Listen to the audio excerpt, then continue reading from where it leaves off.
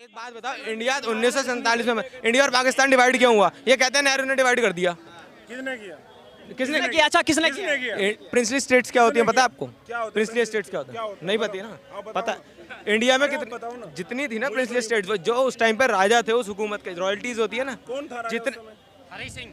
यार हर चीज की तो चैचे चालू पहले कर देगा। तो बोल तो रहा हूँ, सुनने लायक कान खोल ले तो मैं समझाऊंगा, वरना मैं अपने तरीके से समझाऊंगा।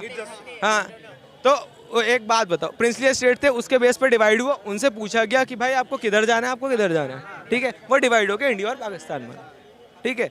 उसमें कुछ स्पेशल कैटेगरीज थी, जो कश्मीर था वो बोल रहे थे कि हमें अपने स्टेट चाहिए, अपना एक जोन चाहिए, यहाँ तो हम कश्मीर में चले जाएंगे। इंडिया ने बोला आप हमारे साथ रहो।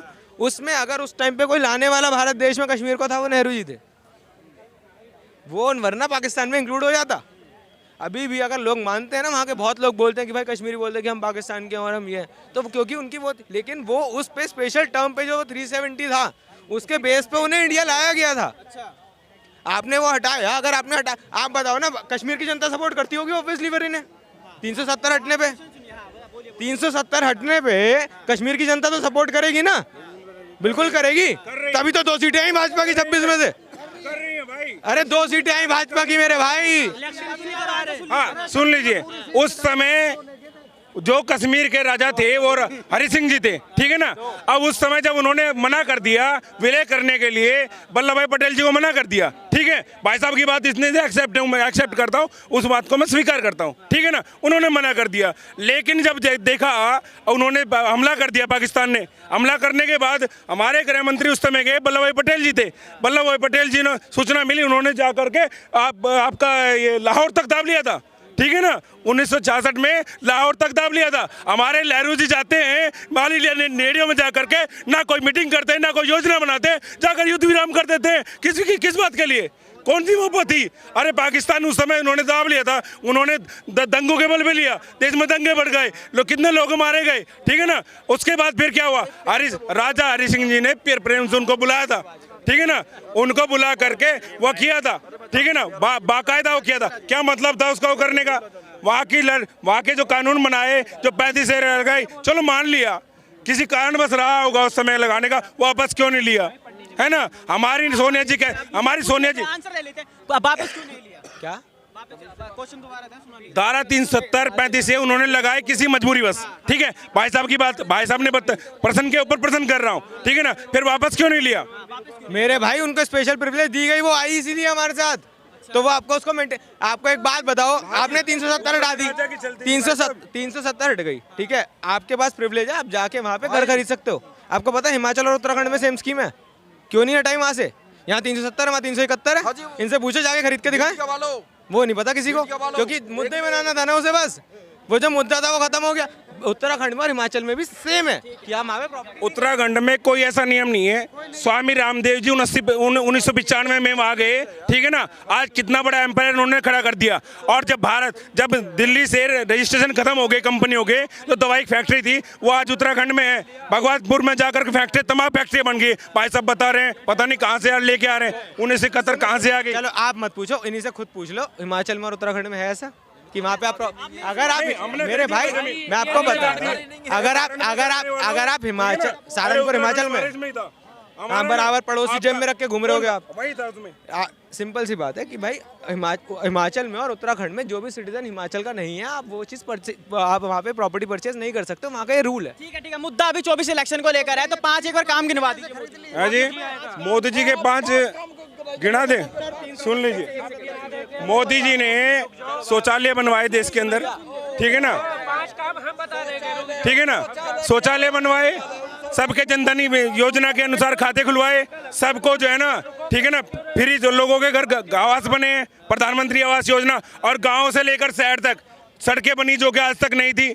आज गांव में बिजली जो है ना, आपका 24 घंटे तो नहीं है, 18 घंटे बिजली गांव में है, 22 घंटे छोटे शहरों में है, ठीक है ना, 24 घंटे बड़े शहरों में है, ठीक है ना, काम हुए बहुत ज़्यादा। और किसान आयोग बनाया मोदी जी ने, ठीक है ना, और किसान फसल बीमा है ना, 6,000 रुपये महीने मिलते हैं, 6 महीने साल के मिलते हैं 2,000 रुपये, 2 महीने में 2,000 रुपये मिलते हैं, ठीक है ना। आज किसानों को मिले, छोटा किसान बड़ा किसान कुछ नहीं है। और वहाँ अगर अंगूठा लगता है तो भी पता लगता है उसके खाते में पहुँच गए।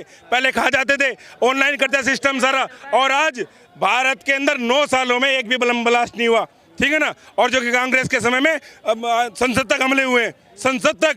और हमारी जो ना संसद में मतलब बीजेपी की सरकार थी, अटल बिहारी प्रधानमंत्री थे, लाल कृष्ण आडवाणी गृह मंत्री थे। ये मत बोलो कांग्रेस के टाइम हमला हुआ संसद पे। मैं तो कह रहा हूँ अब नहीं हो रहे 9 साल बाद भाई, मैंने ये नहीं कहा, मैं कह रहा हूँ पिछले 9 सालों में कोई हमला नहीं हुआ, पिछले 9 सालों में कोई हमला नहीं हुआ है। हमला हुआ क्यों नहीं हुआ? कब हुआ था? बाटला उसके ऊपर आंसू बहाए थे उसने, ठीक है ना। बाटला उसके ऊपर आंसू बहाने वाली सोनिया थी, है ना, सोनिया थी उसके ऊपर। और आतंकवादियों का साथ देने वाली यासीन मलिक का साथ देने वाला, माला पहनाने वाले कांग्रेसी थे। आज नहीं पहना जाती, उसी यासीन मलिक को गाड़ी के अंदर घुस के मारा, ठीक है ना। और जिन्हें मैं तो हमेशा कहता हूँ, जिन्हें विकास नहीं दिखा दे रहा अपने घर का विकास देखे, और घर का विकास हो गया हो तो फिर नेत्रदान करे, नेत्रदान महादान। जिन्हें इतना विकास दिखाई नहीं दे रहा उन्हें क्या दिखाई देगा? उनकी तो आंखें खराब है। सावन के अंधे को ना सब कुछ हरा हरा दिखाई देता है। जो आतंकवादियों के टाइम में, भ्रष्टाचार के समय में उपजे वो लोग, जिनका जीवन ही गुलामी में रहा हो, उन्हें तो गुलामी दिखाई देगी सब कुछ, ठीक है ना। ये सावन के अंधे हैं। और जिन्हें विकास, इन्हें दरअसल विकास चाहिए, विकास दुबे जैसे पहुंचा दिए वहाँ हम लोग पूरी, ठीक है ना।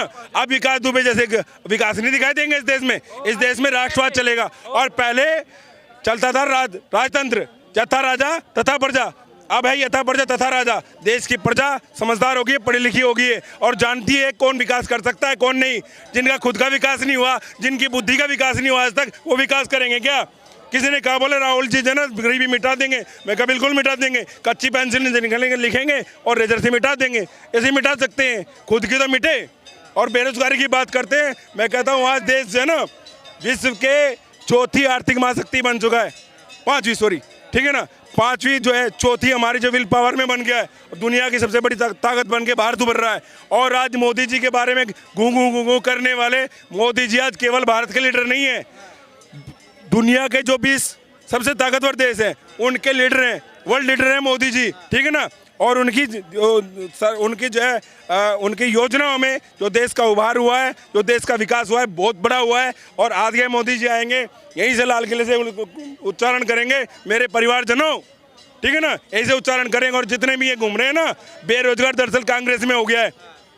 मल्लिकार्जुन खड़गे जी को सुन रहा था आज में, तो सुन रहा है वहाँ उनकी मीटिंग की अधिवेशन चल रहा है, वो ही नहीं सुन रहे, खुद पार्टी के लोग नहीं सुन रहे, देश की जनता क्या सुनेंगी। और देखो मैं तो निवेदन करना चाहूँगा इन लोगों से, ये लोग वही हैं जो नकली हैं, इनका कोई वजूद नहीं है, कोई जानकारी नहीं, कुछ नहीं है। अपने अगर इनमें दम है तो अपने पूर्वजों के आधार पे उनके बल पे चुनाव लड़े, ठीक है ना। फिरोज खान कौन था, उनके दादाजी कौन थे, फिर नेहरू कहाँ से हो गई हैं, ये नकली हैं, ठीक है ना। असली की पहचान करे। इस देश में 80% लोग सनातनी है, और जो सनातन का अपमान करेगा और चाहे उसके समर्थित लोग करें तो उन लोगों को बिल्कुल भी स्वीकार नहीं किया जाएगा और जूते से मारा जाएगा, ठीक है।